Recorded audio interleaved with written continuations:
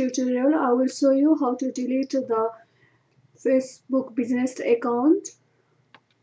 First, open the page business.facebook.com/select. This will take you all the business accounts you have under one account, and I can see that I have a 3 business account under one account. So I want to delete this one which I created in the previous video. So click on the business account you want to delete.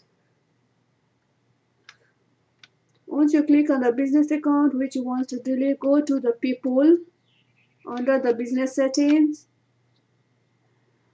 And here, once you reach this on this page, you scroll down and go here, the information, business information, click here.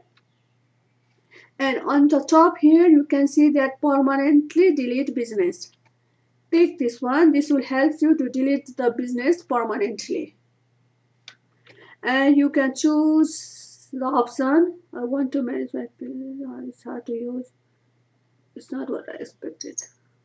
Okay, I just select this one and press it next. And next. And it will ask you your Facebook password. Now it has been scheduled for deletion. Your Aaron shop will be permanently deleted in 24 hours. If you change your mind, go to your business manager account and choose don't delete business. And done.